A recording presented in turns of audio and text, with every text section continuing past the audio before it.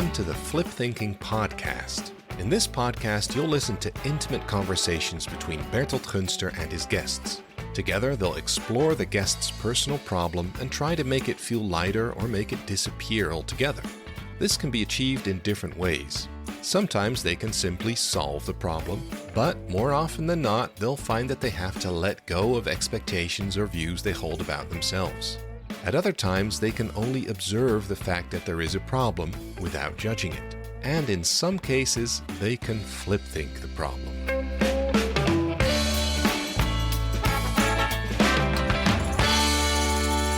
Tell me, who are you? Something about yourself. I'm Paul. I'm 36 years old. I come from a little small town in the north of Groningen, Leens, good for our international Which is a province listeners. in the north of the Netherlands, exactly. right? In the Groningen, village, Leens. flat as a pancake. Yeah. Look it up, known for Ede Staal music. I'm not sure if you know Ede Staal, beautiful music. It's dialect Gronings music, but that's a side story. For the English listeners, this is completely irrelevant. Irrelevant. Yeah, I know. We can cut this out. Yeah, but we won't. Yeah, okay. Anyhow, yeah, Dutch, so I was born there. Paul, Groningen born. Yeah, I live in Utrecht now, close by. Which is in the center of the Netherlands. Center, correct. Lived here for the past couple of years. And I made a sidestep to Hilversum, but now moved back. I also work here in Utrecht. You work near our office, right? 2 minute bike ride. Yeah, great. Yeah. So something about your situation, how you marry, children? I have a girlfriend. I don't have children. I have 2 cats. Do you live together? Ask so. Yeah, we live together. We just bought a new house in Zeist together. Which is also a city in Holland. Yes, correct. In the Netherlands. Yeah, it's 10 kilometers from here, actually, next to the woods. This is a kind of geographical podcast, I know, isn't it? Yeah, I know. Maybe we should Groningen, Hilversum, Utrecht, Zeist. Yeah, correct. 4 Edo cities already. Staal. Yeah, Edo Staal. Edo Staal, sorry. Yeah, I lived in the United States for 6 years. I studied there. What city? In Baltimore, ended up in Fresno. And then my final year, I was in Santa Barbara. Okay. Again, geography is...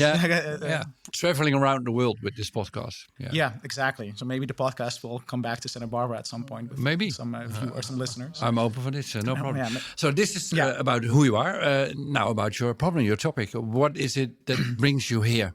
I have many problems, but let's dive into... Do the most severe one, please. The most severe one is... Most painful one. So my most painful and complicated problem is that I have a fear of being lonely. And whenever I am alone, I feel absolutely lonely and I can panic. I can feel really unhappy, restless. And every time I feel like that, I flee away into the attention of other people usually, or sports or television, or...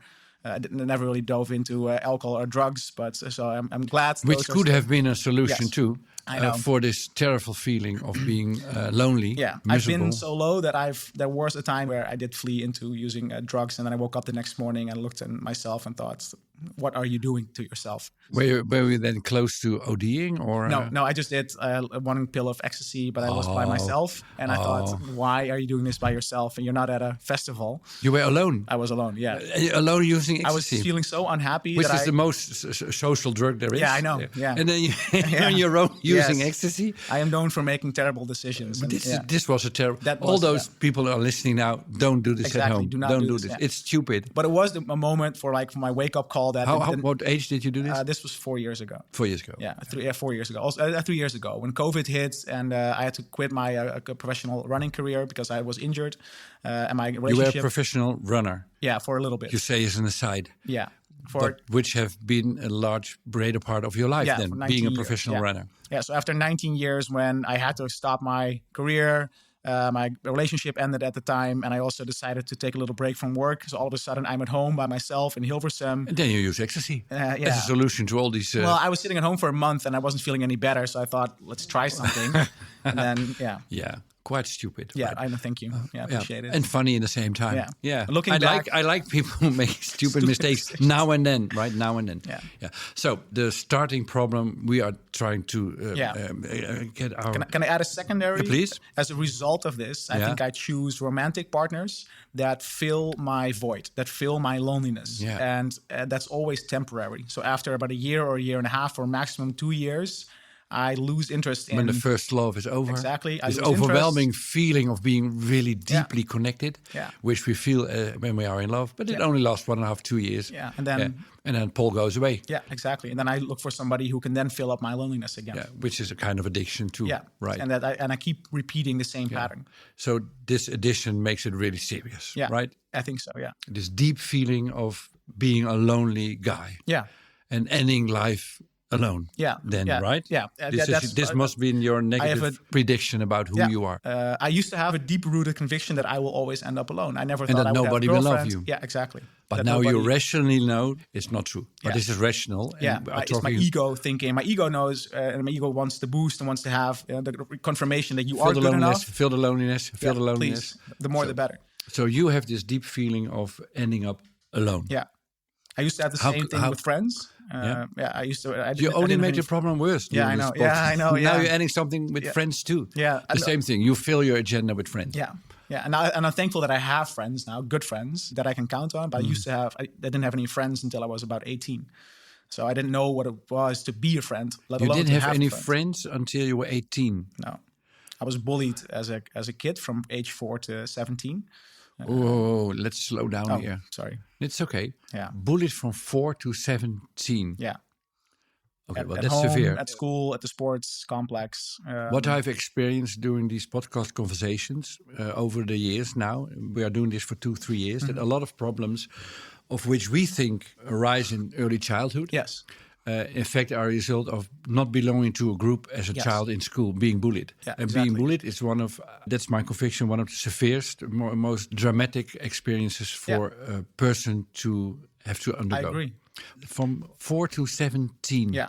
And the last 2 years of high school, I was no longer really bullied, but I was bullied in a sense of that I didn't belong to anybody in school. So I was really lonely. It's more about being ignored than being bullied. Not even ignored, but I had no friends in school. So I wasn't invited to birthdays, to parties. I didn't have anybody to go to prom with. So that was really painful. And to see all these people happy with their friends and meeting up after school, and I had nobody. Not belonging. Yeah. Not being seen. Yeah.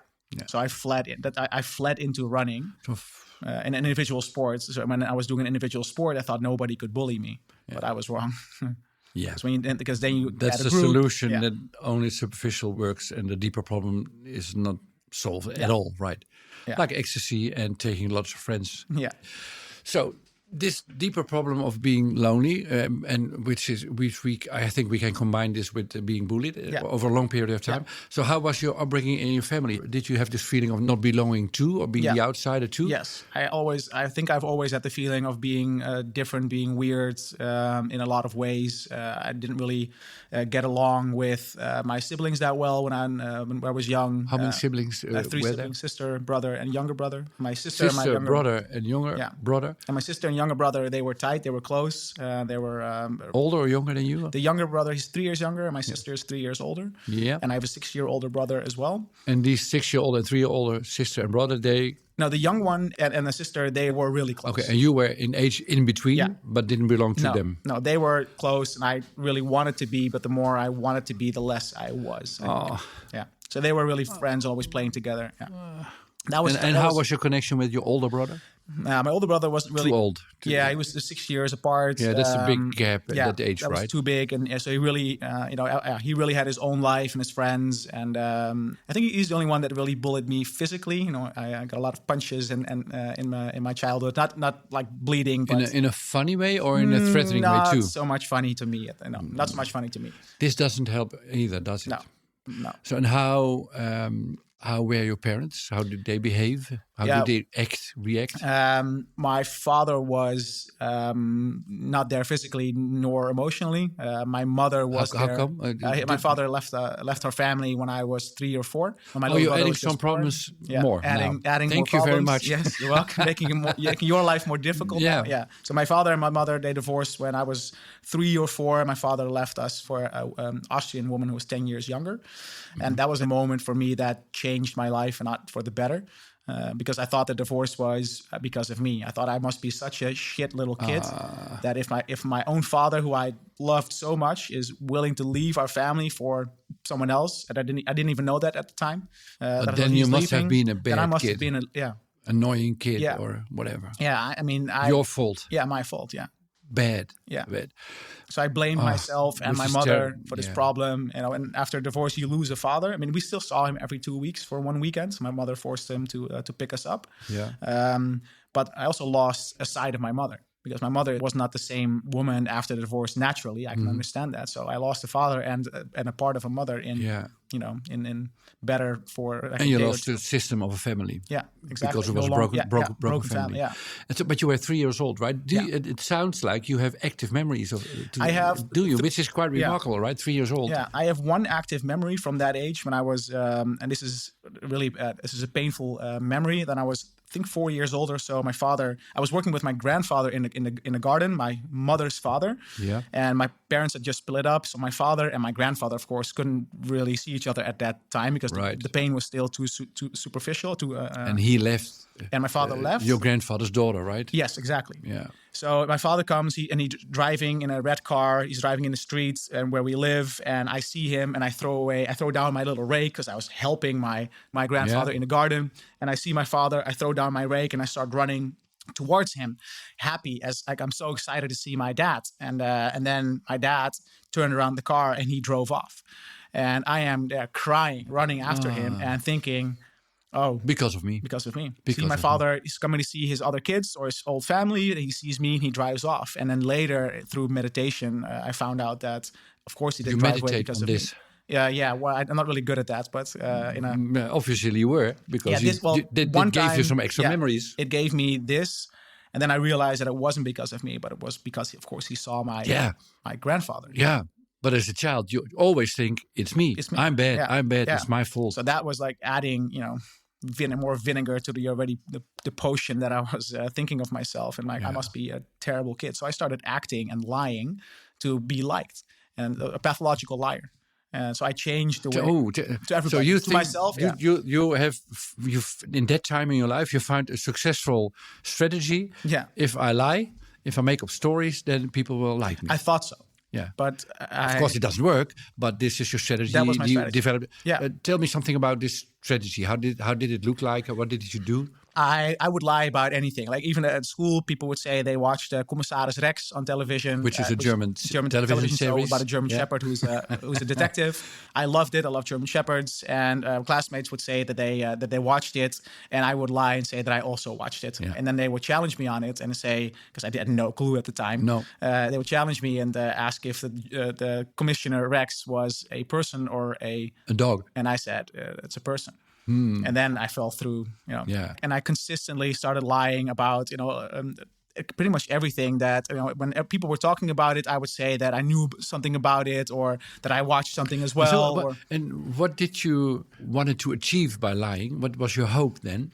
My biggest desire was to be a part, to have friends, to be a part of something, be a part of a community of boys. But was it lying about being special or intelligent or knowing a lot, or did you lie about specific topics?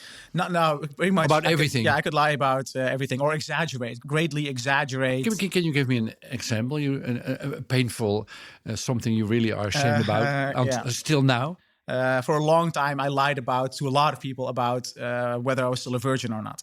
Because I was embarrassed that I lost my virginity at an older age. At 21, I think is still fine. But I lied about this. No, that's old, Paul. You should be ashamed. Yes. But you lied about this. I lied about it, and even to friends and people who I liked, because I was embarrassed and ashamed that I was still a virgin. Or when we went out with other friends, that I said that, I also kissed a girl in the club when I didn't. I had no courage. Lying. But you were bullied at school, you told. So this line didn't help you, did it? No. It only made it... Did it backfire on you? Did people absolutely. For the Commissaris Rex example, man, I got a lot of shit for that. And my response was to get angry then. Because I had this helped, being angry? No, of course not.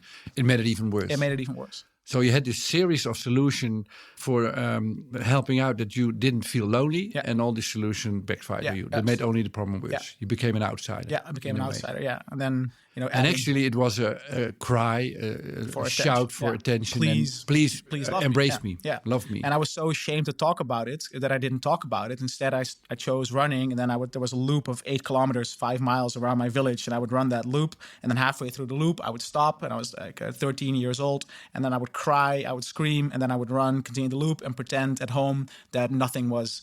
That I wasn't fazed by it, that I wasn't bothered by it, and that I would just, put a game face on and think, what, nobody can touch me. But in the inside, I was crying myself to sleep most nights of the week. Never told my mother this either. I'm not sure if she knows. She knew. Yeah, she didn't. I don't think she knew back then. She still even doesn't know. I don't think she knows. Yeah, but she knows that I was bullied, and we've talked about how painful that was for me.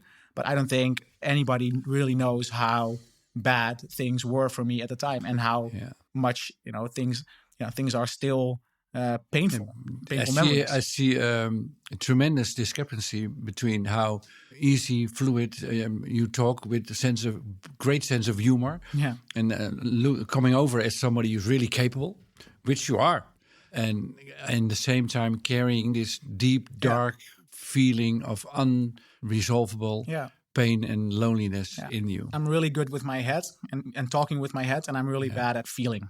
Yeah, and I want to get better. And there are times when I'm with a coach or with a therapist when I'm really good at it. And sometimes certain music types can really help me feel. But I'm great with rationalizing things with my head, talking about it with my head, which is in a way great. I know it helps you to survive. Yeah, but in a way it has its limitations too. Of course.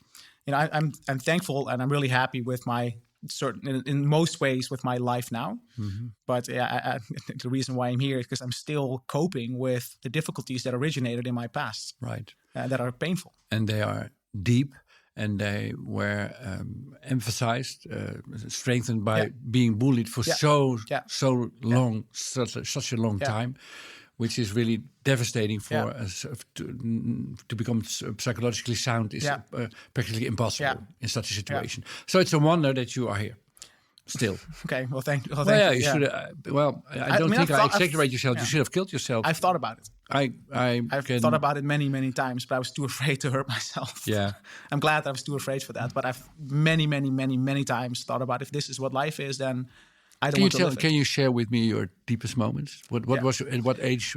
I think there's one moment. I was 14 or 15. I started running about a year before that, and I joined a talent. Were you immediately successful as a runner? No, I was terrible. I was I was so bad that there was. You became a professional runner in over the end, time. Yes, because I wanted to prove people. And you did. Yeah. Okay, but you proved to be successful as well. Yeah. Okay, so back to your story. My deepest moment, my most painful moment in the past, when I was 14, 15 years old, I had joined a talent group in Assen, another city in the Netherlands, a bigger city. In the province of Drenthe. Correct. Because this is a geographical podcast, we decided in the beginning. Exactly. In Assen. So we add another city. Yeah. So in Assen, when I was 14, I moved from my mother's house to my father's house. And I also wanted to change schools because I was bullied so much. I switched high schools. This was a big change too, right? Yeah. But that's not the that's not the topic. So the topic of the problem is, and I joined a running group for older people because I only wanted to run. I didn't want to throw javelin or whatever. And then the coach begged the coach of the talent group, please take this kid in your group. And he said no. And 3 months later, he begged him again. He said, okay, fine, let him be on the group. But I was by far the worst runner on the team. And the other runners were all national champions, running European junior championships. They were all good runners. Yeah. And then I was there. Horrible technique, and I wasn't able to do anything in a group. And I remember that the first training, after about a year, I could keep up with the group. They were doing 1K repeats and 320, that's 18 kilometers an hour. So it was easy jogging for them. And it was the first time I could, in the back, but hold on and feel comfortable. Yeah. I was feeling great. And I remember one of the runners, I won't mention his name, one of the runners was running right in front of me, and he was always bullying me a lot. He didn't like me. Also as a person. there. Yeah.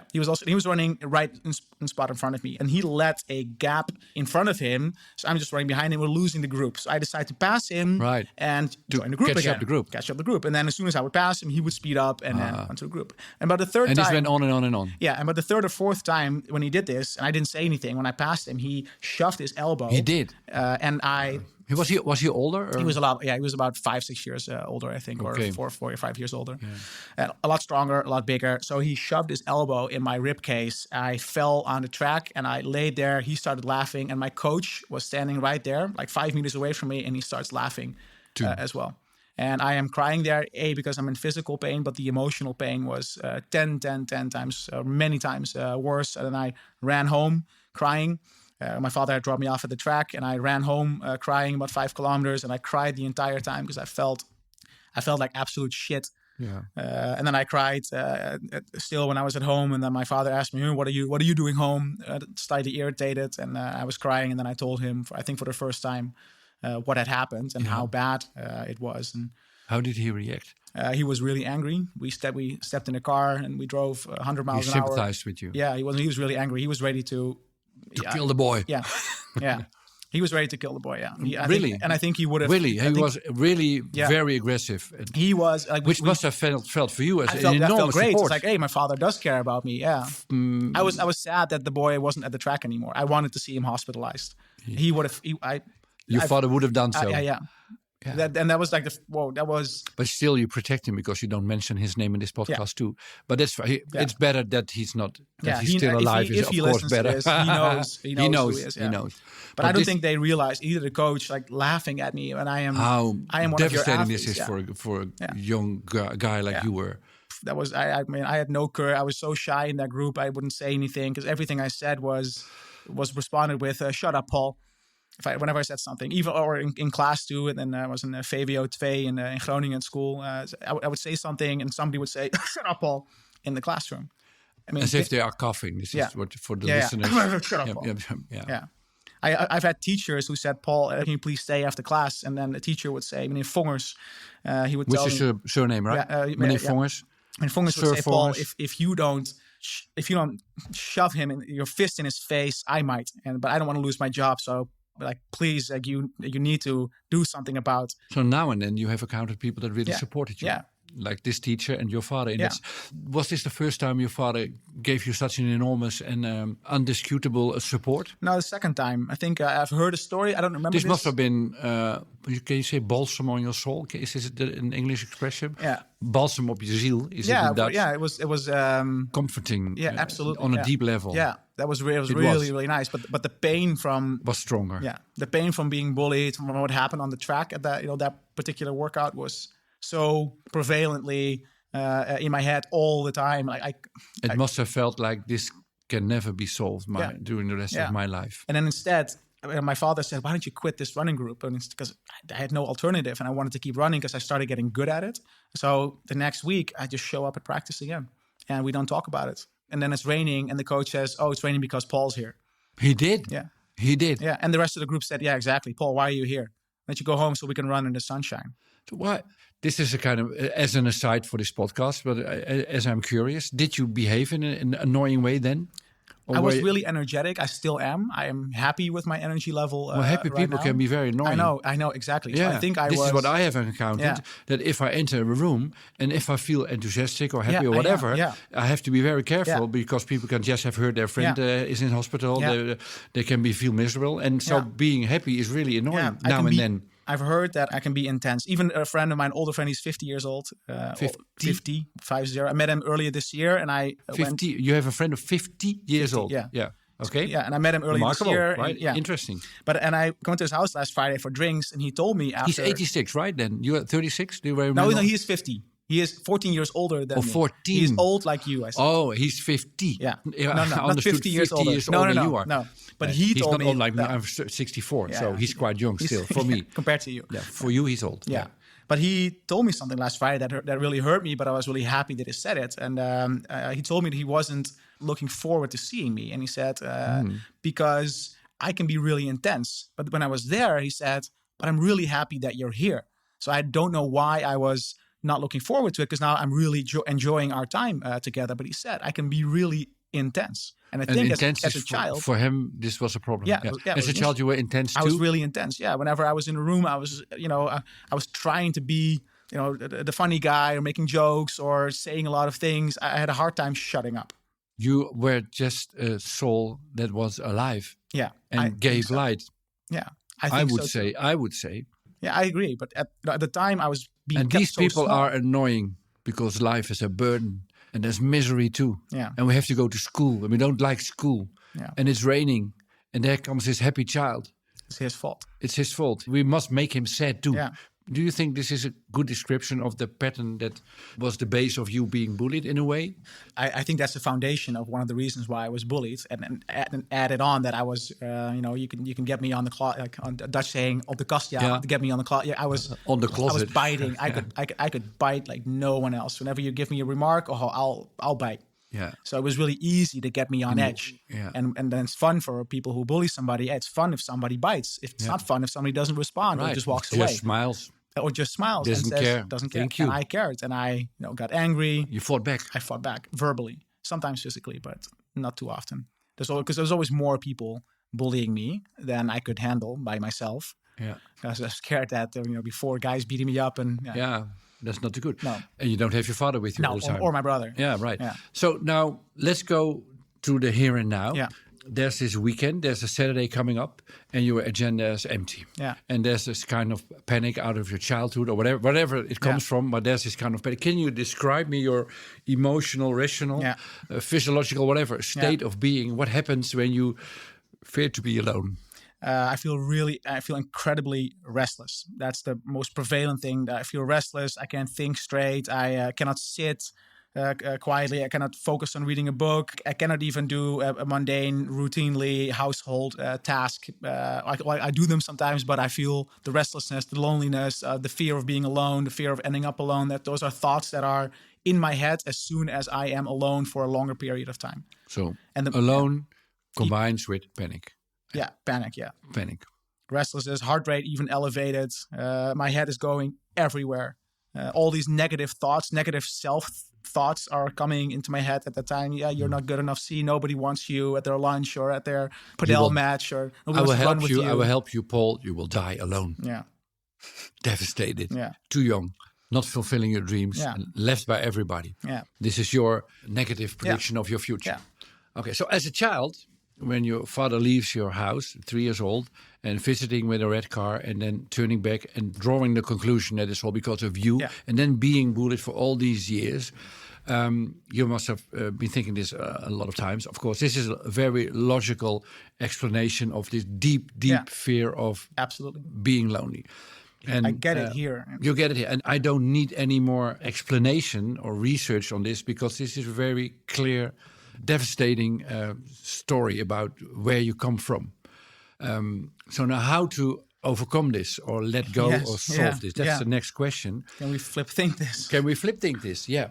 Or let go. Or let go, yeah. I prefer to let go. I think we are heading for let go, but let's do it step by step. Yeah. So now you're there this Saturday morning on an empty weekend. Yeah. And there's this panic coming up. Yeah. Have you tried just go through the panic and do nothing? I've tried that in the past, even for a week. For a full week, I went into silent mode, shut off my phone, didn't talk to anybody, didn't go to work, didn't do anything for a whole week. Yeah. Like a silent retreat, but then not with the nuns, just by myself. And that only... As a kind of self-experiment without help? Yeah. So I tried... How long time ago? That was 2 weeks before I did that one pill of ecstasy by myself. Oh, so this was an experimental phase. Yeah. Yeah. Being silent, taking the ecstasy, all kinds of attempts to solve the problem. Yeah. And then after that week... how was this week for you? Oh, yeah, it was terrible. I mean, I was bike riding like 4 hours a day, every day, like 100 kilometer, 120 kilometer bike ride. So I would at least have something to do. It was terrible. I only felt worse and worse throughout the week. And my conclusion at the end of the week was just, cannot be alone. I cannot be alone. And this just proves to me that I am just better with people. Yeah. So I should surround myself with people because being alone, even for a week, doesn't solve any emotional pain or anything like that. It only made the problem worse. It only made it worse, yeah. Yeah. So this was what I call stuck thinking, a way of trying to solve a problem by making the problem worse. Right. I want to have stated that we as a human race, species, need company. Yeah. I think this is an inbuilt desire to feel loved and connected, and to give yourself the goal that you can survive alone, I think is a stupid goal. Yeah. It doesn't match our physiological, biological, historical background as a species. As humankind, we need one another. So not wanting to be lonely, the flip side of that is the desire of company, the desire of being loved, which is a natural desire. Yeah. Now, the problem is, once you desire company, is this a desire or is this fleeing of being alone? And I think, how would it be for you if you just label this as I desire company, end of story, nothing wrong with me. I don't want to be alone, and that's a quite normal desire everybody has. So I look up for company, and when I'm tired of company, I'm on myself, and this can oscillate, fluctuate, depending on what my desire is. So do you judge yourself? That's my core question then. Do you judge yourself for longing for company? I judge myself for not having the ability to be able to be alone. And then I tell myself that, see, you're not good enough, or nobody's going to call you or invite you to something. Yeah, now the first step, I totally agree with you. Yeah. It's difficult to be alone, which is difficult for everybody. But for you, this is a black hole, deep pain, right? Yeah. So now there's, besides the difficulty of being alone, which I think we all share, being alone is not something we desire. Right. I desire company all the time. Yeah. I love have people around me. I would hate it to live alone in a house. Yeah. And some people would say to me, well, you should learn to... I don't want to learn. I just love company. Yeah. I want to... So the core question is, what kind of judgment do you have on yourself that you cannot live on your own? That's funny how you... I think that I judge myself for not having that ability, that I'm bad at being alone, and I'm judging myself for being bad at being alone. Right. Because all these people that are good at being alone, they are the admirable ones. Yeah, I admire this is what you want to be. Exactly. You want to be some kind. Yeah, you should never be those ones. But so, what's the judgment you have on yourself?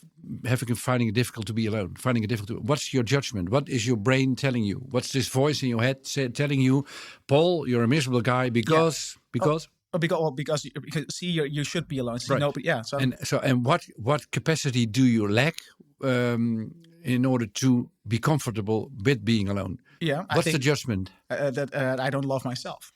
If you love yourself, now we have the problem. Paul, you're drawing here a completely stupid conclusion. This is your mistake. Suddenly, in my head, the light goes on. I'm not seeing it yet, but please enlighten me. You draw the conclusion that you don't love yourself because you cannot be on your own. Exactly, this is a stupid conclusion. So now you're not only being alone, which is a deep fear through all your life, but you also tell yourself the story, Paul does not love myself, which is a stupid story. Yeah. And so you have this immense problem, this difficulty being alone, which is an old pain. But you can make friends now. You have colleagues. I do. You do fall in love too often, I guess. But that's the next question. But then you have the judgment. Yeah, true. Paul does not love himself. Yeah, I keep saying that. Yeah, which is a stupid conclusion. Yeah, I agree. That is a stupid guy. Yeah, you are stupid. I understand why you're bullied all these years. That's my stupidity. Do you comprehend I comprehend that. The deepness and the pain? So you give yourself so much extra pain because now you have to learn to love yourself. And how do you do that? Nobody knows. Okay. This is a stupid assignment. A lot of quasi-spiritual people tell themselves, you should love oneself.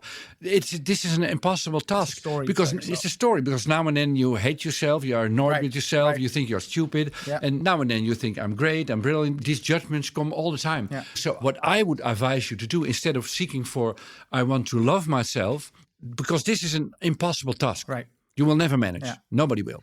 Oh, I love myself. Yeah, you don't fool me. Tomorrow you'll look in the mirror and you think, oh, I'm old. And I'm this goes up and it goes up and on. So what you can do is replace this by, I am here. End of story. I'm here. I'm aware. I exist. Yeah. I don't have to prove myself that I'm allowed to be here. Right. Before, first I have to love myself, then I don't have to be alone anymore. These are all kinds of attempts to prove yourself that you are allowed to be here. Yeah. But you don't have to prove yourself that you're allowed to be here because, Paul, you are here. I am here. You're here. Yeah. As a fact. Yeah, true. I agree with that. And you don't have to be allowed to be here. You are here as a fact.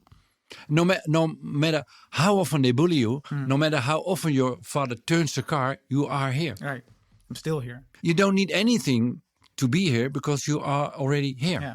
So the next time that I do feel lonely, can you just be there next to me on my couch? Just tell me that I'm here. This is what happened the next time on your couch. You say, I feel alone. Right. Which is a quite natural feeling. Okay. Yeah. Don't be afraid of that feeling. Okay. And you long maybe more for company because of your traumatic past than other people. Yeah. But everybody longs for company. So you long for company. Then you feel a little bit miserable because there is no company. Right. Nothing wrong. until this. Yeah. But then there comes this voice in your head, I must love myself. Right. And then a panic starts. Yeah. Because how can you, in heaven's name, prove yourself that you love yourself? You never will be able to do so. I think that part of the problem also arises with that. I admire people. I have a friend.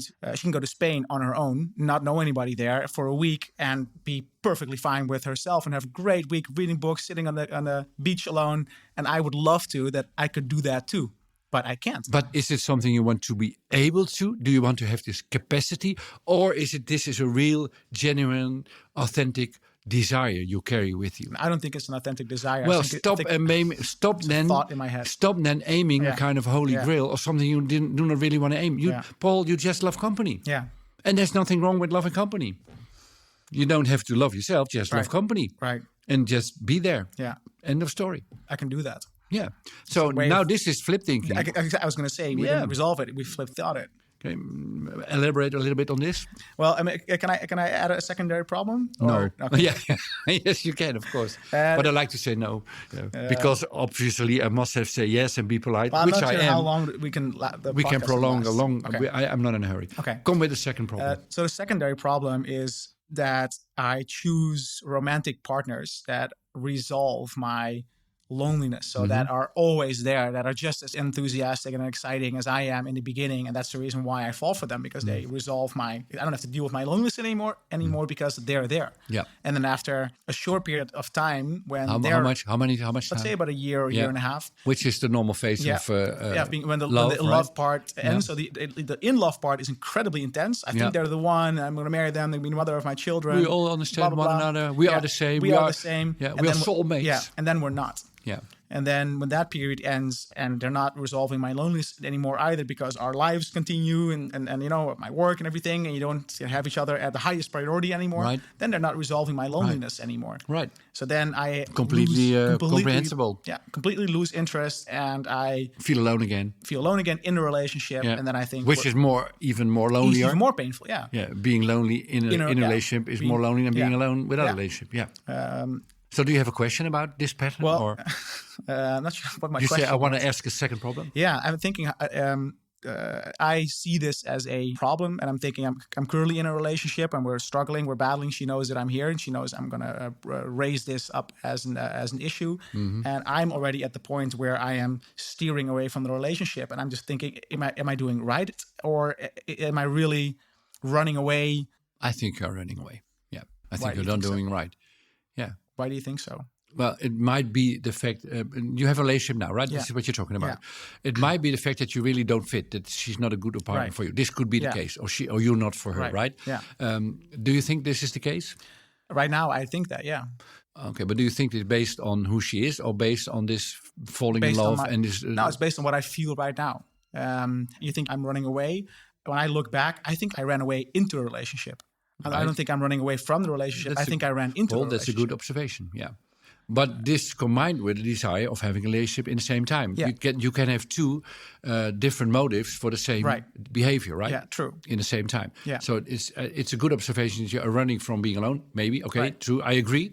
But in the same time, I think you really like this girl, love her, and that you really feel connected also in the same time too. Yeah. So this is difficult. It's difficult to master these kinds of situations. Right. I've heard different podcasts in the Dutch Omdenken podcast where people are struggling with similar issues of being fear of being abandoned or sticking to one another and not being able to end a relationship, which is the flip side of the process. Yeah. So now I think your main problem is this: how to deal with this deep feeling of loneliness and how you manage relationships is a result of this deeper problem, right? So if I resolve or think the loneliness, and I can accept it and think, hey, I am just better with people. That is just who I am. Nothing wrong with that. Yeah, I agree. There is nothing wrong with that. And in a relationship, now and then I feel lonely, and that's quite normal. Yeah. That's not, and then I don't have to love myself, or I don't need the love of somebody else. I just feel a little bit lonely. Right. And there's nothing wrong with now and then feeling lonely. And this deep feeling of being loved, which is what happens when you fall in love, is called in the field of the polar amoristic people, the new relationship energy, NRE, new relationship energy. It happens all the time. When you fall in love, you are out of your mind. Right. I'm not you myself. Don't think, no, she's not herself. But this is the fact for everybody. this is just the process of falling in love. And love gives this deep feeling of connection, which you need in life. And then it fades away. This will always happen. Yeah. This will always happen. Every time I lose interest after about a year and a half. Yeah. And then the solution of this problem is not the pattern of falling in love, but to see that this deep feeling of being alone, and then adding the fact that you think that you must be able to love yourself and you won't manage this last one. This is a problem. And there also lies the solution, or better, the letting go. This has nothing to do with solving, but everything with letting go. If you can let go this stupid ambition that you have to learn to love yourself, and maybe in the future then you don't have to need somebody else who loves you, because this gap, not the gap of loneliness, but the gap of not feeling loved. Not loving yourself, actually, to be better. Yeah. So the recommendation I'm hearing from you is to, next time when I do feel lonely, just accept the fact that it's there. Yeah, and flip it. I long for company. Right. And do you think that I should see company then? Or yeah, of course. Okay. Of course. What's wrong with company? I know there's nothing wrong. No, you think it's wrong because I'm fleeing for loneliness. Because other people are telling me that it's wrong. Well, don't listen to them. Listen to me. They're stupid. Okay. I'm older than 50. I'm even an older friend. I'm 64. I'm telling you, nothing wrong with loving company around, and nothing wrong with, if you feel lonely, just to look up people. Yeah. Take care of people. Right. Do something for somebody else. Right. Ask for help. Let people do something for you. Yeah. And this brings connections into your life. Yeah. And connections. There are three basic desires we all carry with us: the desire for commitment, the desire for autonomy, and the desire for competence. And the biggest, the deepest desire we all share, to my conviction, is the desire for relatedness, feeling connected to other people. And this is something we all deeply need. And there's nothing wrong with you having this desire with you. Kind of nice to hear. Yeah. I never thought of it that way, and so simple.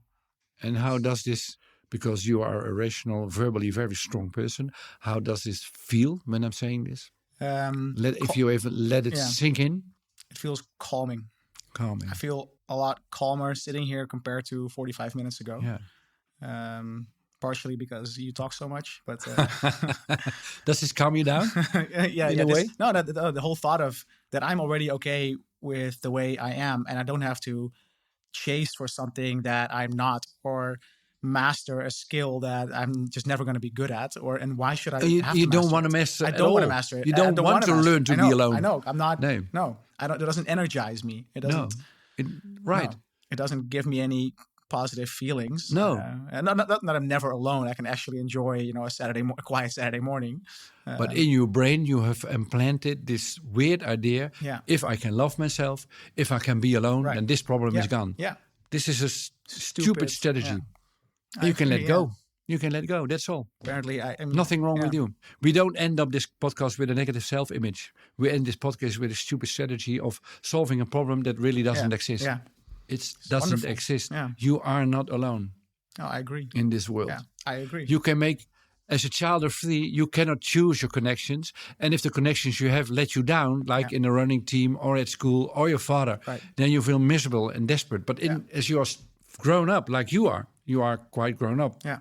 And if people abandon you, you can make new friends. Yeah. And people do abandon one another, and you find new friends, new groups. They, like a stream of, it comes and goes. Yeah. This is normal in life, and so the people will leave you. That's normal. Yeah. And you can leave other people. Right. The thing is, nothing wrong with that. You are not 3 years old anymore. Oh no. The thing is, with friendship, I can maintain. I've had most of my friends I've had for 15 plus years. So I'm really good at maintaining friendships, which is incredible for somebody who thinks he's lonely. Yeah. Who thinks that people will abandon him. Yeah. This is weird. Yeah, I know. Yeah, I know. This must be a very good counterproof, right? But it isn't. When I say this, but it doesn't work because you think you must love yourself. That's the only problem. Yeah. We are at the finish line of this podcast, to my conviction, and for yours too. I agree. I feel, like I said, I feel calm. I feel relaxed, and I think I flip thought, thanks to you, my problem in parentheses. In a desire. Yeah. It's not a problem. Yeah, it's not a problem to be solved. Letting it's a go desire.